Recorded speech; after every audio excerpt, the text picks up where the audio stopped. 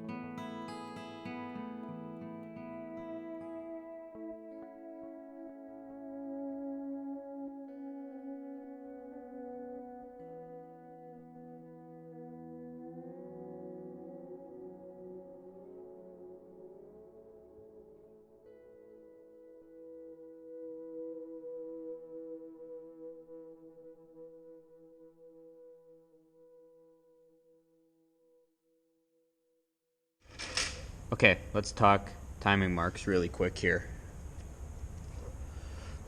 As you can see on this gear, somebody put a dot in there. Over behind the dot, there is a line. On the other side, we have an O or a 0. So according to the book, if you have a camshaft gear marked with a straight line and a O or a dot, okay, we have a dot, but it's over a line. On these engines, mesh the straight line with the camshaft gear with the similarly marked tooth on the crankshaft and the O mark with the O mark on the magneto gear. So there is another way to mark that camshaft, which I'll get to in a second.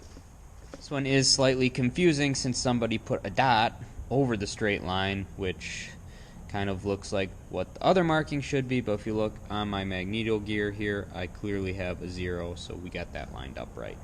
Now, on older engines, I shouldn't say older engines, on some other engines, the cam gear can have the exact same mark on it. In which case, if the camshaft gear has two identical marks, the one opposite the keyway should be meshed with the marked tooth of the crankshaft gear, and the opposite mark to the magneto gear. Just an FYI for you.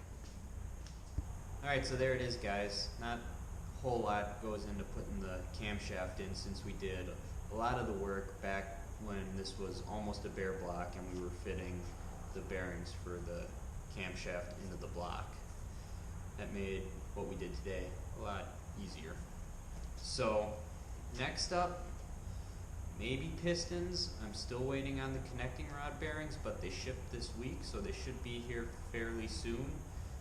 If not, we could start working on some of the stuff that goes under the front timing gear cover. We'll see. Either way, I hope you enjoyed this. I hope it was helpful.